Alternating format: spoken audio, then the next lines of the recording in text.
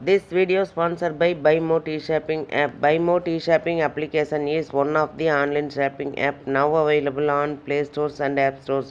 இது எதுக்காக கொடுத்துருக்கோம் அப்படின்னு வந்து பார்த்தீங்கன்னா, இந்த BuyMo T-Shoppingல போய் நீங்கள் ஷாப்பிங் பண்ணும்போது கண்டிப்பாக பொருள் வந்து தரமானதாக நியாயமானதாக கண்டிப்பாக இருக்கும். இது வந்து நீங்கள் அமேசான் ஃப்ளிப்கார்ட்டில் ஆர்டர் பண்ணுறதை விடவும் இது வந்து விலை குறைவாக கிடைக்கும். கண்டிப்பாக கம்பேர் பண்ணி பாருங்கள், கம்மியாக கிடைக்கும். அதே மாதிரி இதோட லிங்க் வேணும்னா நான் வந்து டிஸ்கிரிப்ஷனில் கொடுத்துருக்கேன். அந்த டிஸ்கிரிப்ஷனில் போய் டச் பண்ணிங்கன்னா அந்த லிங்க்கை டச் பண்ணும்போது நீங்கள் ப்ளே ஸ்டோர் போகும். அதை வந்து டவுன்லோட் பண்ணி நீங்கள் வந்து உங்களுடைய ஆர்டரை நீங்கள் வந்து எடுத்துக்கலாம். என்ன பொருள் வாங்குறதுனாலும் வாங்கலாம். ஹோம் அப்ளையன்சஸ் வாங்குறதுனாலும் வாங்கலாம், இல்லை காய்கறி வாங்குறதுனாலும் வாங்கலாம், வீட்டுக்கு மளிகை பொருட்கள் வாங்குறதுனாலும் இந்த ஆப்பில் போய் நீங்கள் வாங்கும்போது உங்களுக்கு குறைவான விலையிலையும் தரமானதாகவும் இருக்கும். இதை தான் நம்ம எல்லாருமே விரும்புவோம்.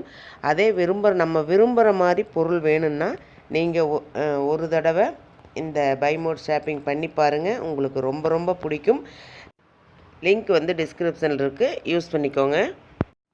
Welcome to my channel. இன்றைக்கி என்ன பார்க்க போகிறோம் அப்படின்னா, கோவையை கலக்கப் போகும் பெண் நடத்துனர்கள் அப்படின்னு ஒரு தலைப்பு கொடுத்துருக்கோம். அந்த தலைப்பு என்ன அப்படிங்கிறத வீடியோக்குள்ளே போய் பார்க்கலாம். வாங்க வீடியோக்குள்ளே போகலாம். கோவை கோட்டத்தில் 22 பெண் நடத்துனர்களுக்கு பணி நியமன ஆணையை அமைச்சர் சிவசங்கர் இன்று ஏப்ரல் 12ஆம் தேதி வழங்கினார்.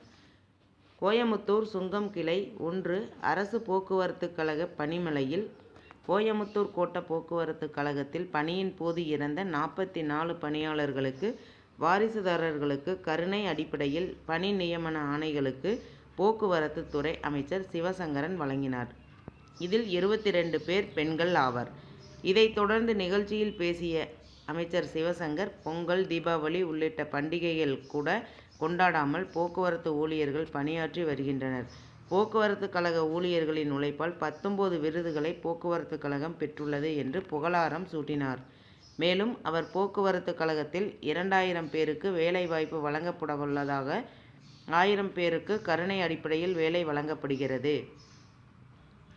புதிய பேருந்துகளை படிப்படியாக உயர்த்தி இயக்கப்பட்டு வருகிறது. இதனால் போக்குவரத்து கழகம் புத்துயிர் பெற்றிருக்கிறது.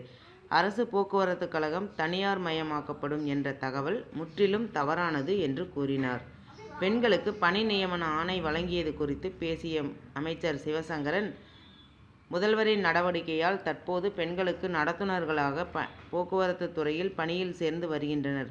முதலில் பெண்களை போக்குவரத்து துறையில் பணியமர்த்தும் போது உயர பிரச்சனை ஏற்பட்டது. இதனால் முதல்வர் ஸ்டாலின் பெண்களுக்கு 10 சென்டிமீட்டர் உயரத்தை குறைத்து அவர்களுக்கும் பணியில் சேர்ந்து பணியாற்ற வாய்ப்பு வழங்கினார். இதுபோன்று போக்குவரத்து துறை சிறப்பாக செயல்பட்டு வருகிறது. பொதுத்துறை நிறுவனமாகவே செயல்படும் என்றும் தெரிவித்தார். இந்த தகவல் உங்களுக்கு பயனுள்ளதாக இருந்தால் என்னோட சேனலை சப்ஸ்கிரைப் பண்ணுங்கள், லைக் பண்ணுங்கள், ஷேர் பண்ணுங்கள் அண்ட் பெல் பட்டனை கிளிக் பண்ணி மறக்காமல் ஆளுங்கிற ஆப்ஷனை தட்டுங்க. அப்போ தான் நான் போடுற யூஸ்ஃபுல்லான வீடியோஸ் ஒவ்வொன்றும் உங்களுக்கு நோட்டிஃபிகேஷனாக வந்து சேரும். தேங்க்யூ, பாய்.